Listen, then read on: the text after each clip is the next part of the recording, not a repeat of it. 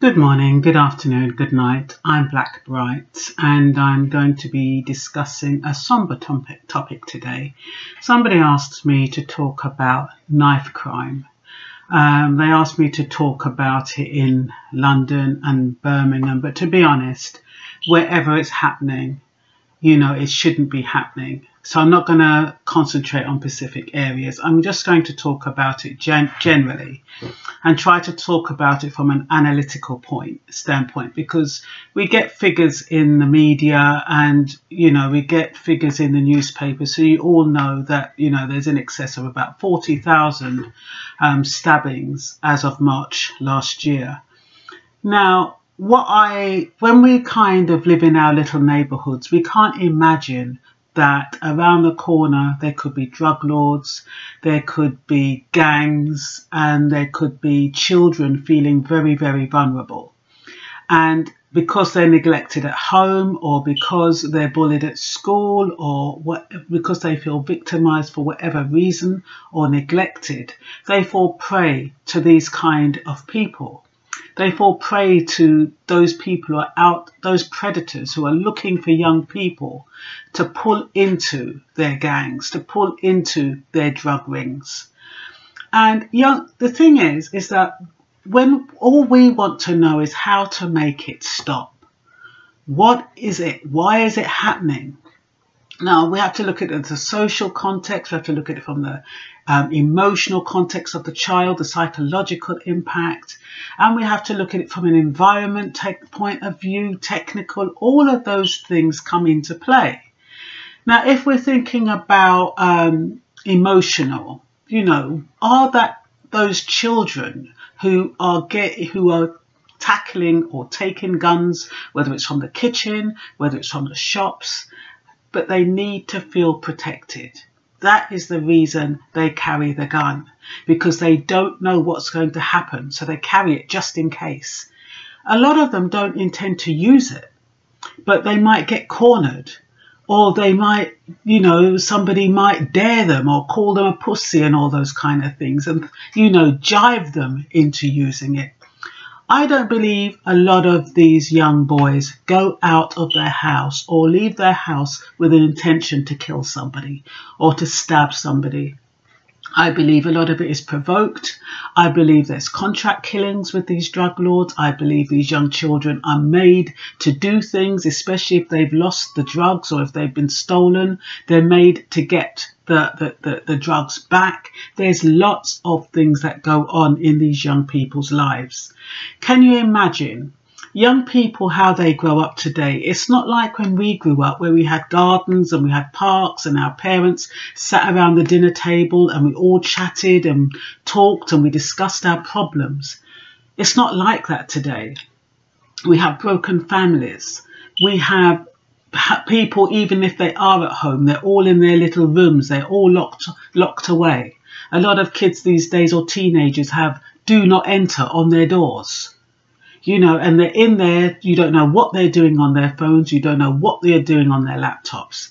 You do have parents who, the thing is, it's sad because the parents who know how to raise their children are not the ones who have children who are victims to knife crime or who carry knives. These are the parents who probably live in safe neighborhoods, have a little bit of money, and they know how to engage the children. They know their kids go to good schools. They're in safe neighborhoods and all of that.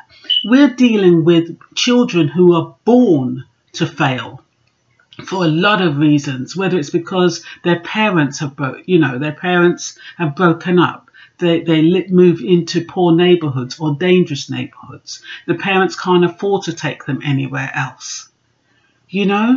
So these children are victims, really, of the society and the environment that they live in. And then because of all this technology, they don't even have they feel threatened. A lot of people are getting bullied online. So they're constantly on their guard. They're constantly wondering who's going to pull a knife out on them and will they need to defend themselves. So we have to think about all of those things in context. Sajid Javid is talking about a curb and curfew where, if somebody's caught with a knife on them up from the age of 12 upwards, they can do 2 to 4 years in prison. Is that the answer? Metal detectors, they have to be strategically placed. Is that the answer? You know, even when Savage Javid is talking about curb and curfew, kids being at home at a certain time, a lot of kids are being killed and stabbed on their way to and from school. How can you protect children? They have to go to school. If there is somebody who is baiting them or who is stalking them, you know, you can't keep them in the house all the time. A lot of children are not telling their parents that they're being bullied or they're afraid. And even if they are, a lot of parents are dismissive. They've got their own issues. They've got their own problems. They come in from work. They do the polite, oh, how was your day? Oh, yeah, that's good. Okay, then, you know, if you go to your room, your dinner's in the microwave. I've got to pop out to work. I'll see you later. Most of the kids are looking after themselves. They're surviving by themselves.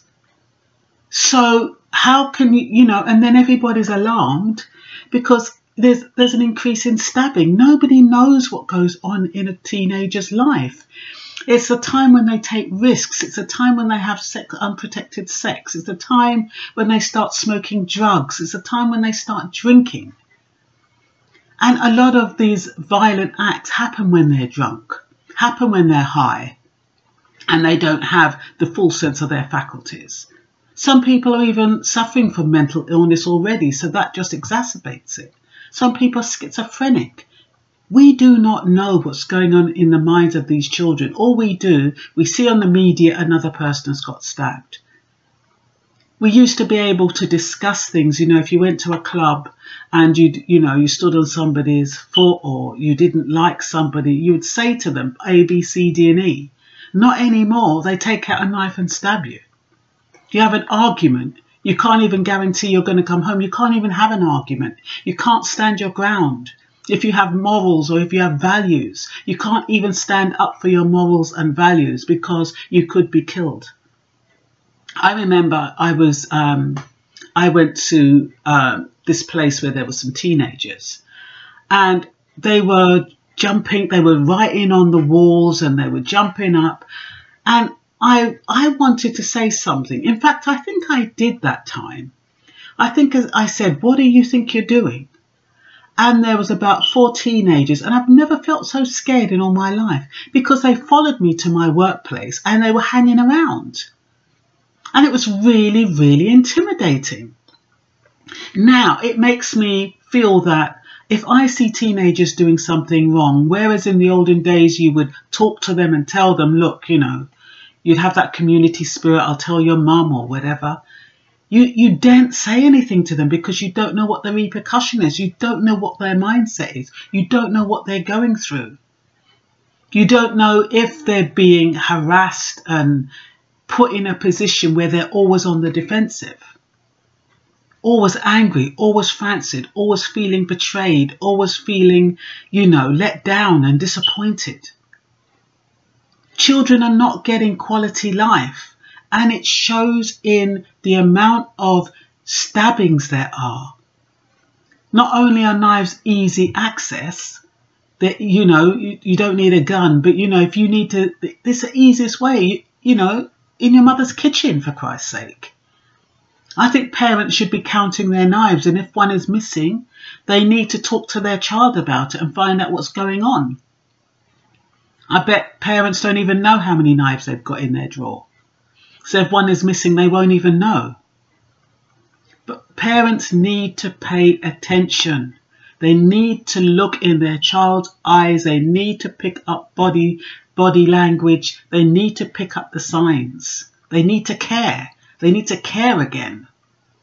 Otherwise, you don't know. And it's not even though it's predominantly blacks, killing blacks and Asians and that kind of stuff, it's still affecting all sectors of the community, regardless of race. It's just that it's predominantly black killing black people.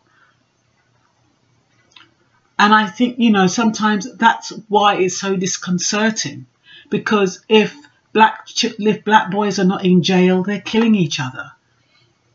You know what I mean? You got a few. You have a minority that's really working hard, and when you look at these young black men or young black boys who are succeeding, it is because of parental intervention.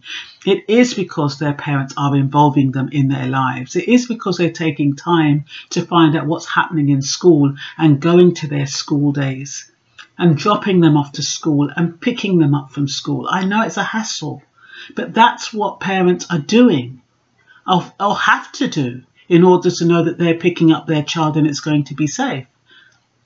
I mean, sometimes not even that's enough. We do find that, you know, the odd parent who's been a bit lenient with their child and allows them to go and visit a friend, they're the ones who get stabbed or something happens to them. So we don't know what's going on in their lives. But I do believe it's got a lot to do with, you know, how they're brought up, how they're raised, how they're feeling. And as adults, we're reneging on our responsibility. We're not paying attention to the signs. If we're living in one of these dodgy neighborhoods, you need to be alert and understand that your child could be a victim. Your child could be going through something. When they come home from school, are you asking them questions? I saw a video today of a young lady, and she's in a predominantly white neighborhood, and she was saying that, you know, her child was being racially abused. And, you know, she actually challenged the school, and she challenged them to take into consideration, to talk to their pupils, to raise awareness about race and stuff like that, so it wouldn't happen, because with young children, it's learned behaviour usually. So she was taking that stance on it. But there again, you know, she could be fearful about her children coming home. I mean, they're only 5 and I think 7. But, you know, you don't know what age it is that they start feeling scared and vulnerable and afraid, and they don't want to burden their parents. A lot of children are sensitive, but they're losing that empathy. And you can tell, like, from violent films, and you know the violence, you know, the incessant violence on the TV. No wonder these kids are numb to death, numb to violence, have no empathy for people who are in pain or people who are suffering. Just goes over their heads.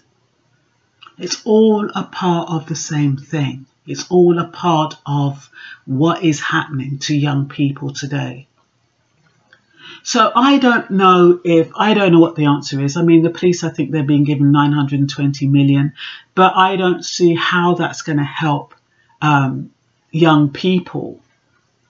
I mean, they're talking about increasing stop and searches. That's not the answer. The answer is at home, first of all. What's going on in the home? What's going on in the mind of the child? These are not criminals. They're not premeditated criminals, the majority of them. I'm not talking about these ones that go out in gangs and stuff who are fighting for their lives for whatever reason, because they want a sense of belonging, of whatever reason it is, why they've chosen to join a gang or why they actually got caught up into that situation. It's normally because they feel neglected, alone, and they have no emotional support at home. So it has got to do with the home first. It's got to do with the schools and the teachers. It's got to do with every adult in that child's life. You know, people talk about lack of fathers and lack of father figures, but there's still uncles, there's still other male people. There should be other males in their lives. There should be role models. I mean, are you saying that there's no positive role models around that you could introduce your child to? Start Saturday schools again. You know, try to do something yourself if there isn't anything out there. Because the children, the young people are just getting too idle. They're bored. What is there for them? And then you see them hanging around. The next thing you know, they're in a group. The next thing you know, they're being led astray. And if they're not, even if they don't want to be led astray, they're pressured into forming groups, forming gangs, and being a target for police and being criminalised at such a young age. It's not good. So I don't even know if this answers that gentleman's query on knife crime. I really don't know if it does, but I did write a couple of notes. But I do think, you know, people are talking about, you know, Savage Javid is increasing the prison sentence, I think, to 4 years for 12-year-olds, you know. 12! And the thing is, if you don't understand the youth culture, you're not going to understand that it's not the consequences that are going to make a change. Because in that instant, they're like, F the consequences. I need to protect myself. I need to protect my sister. I need to protect my girlfriend. My image is at stake. You know, when they're jiving them on, these are premeditated criminals. So, you know, giving them longer sentences and punishing that way and stopping and searching them every 5 minutes, I think stop and search is good. Because it does take the knives out off of the streets. And I know they've collected a lot of knives that way. But I'm not sure, I don't think longer prison sentences is the answer. It's finding something for the young people to do. I don't know if, I mean, people are talking about bringing back the youth clubs. What do they do in youth clubs? They need to have programs, self-esteem programs, coping skill programs, how to build a confidence, how to, you know, conflict resolution, that kind of stuff. They need to know how to manage themselves, how to manage life. They need life skill training, life skills programs. And that should be happening in the school. They need encouragement. You know, all the time people are always giving the teenagers and young people a bad name and, you know, having a go at them and don't have time for them and shouting at them and all that kind of stuff. How is that going to help them when they're stopped by the police every 5 minutes, you know, constantly being targeted and victimized? How is that going to help them? How is that going to change their perception and make them into better human beings? I don't think that's going to help. More policing is not going to help. Need to get to the psyche. They need to change their perception so they think differently and so they have different outcomes. So they're not feeling like predators all the time. You know, like animals, caged animals, waiting to lash out.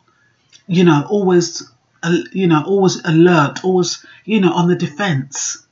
That's how they're having to behave, like animals. They're not behaving like humans. They're just trying to survive.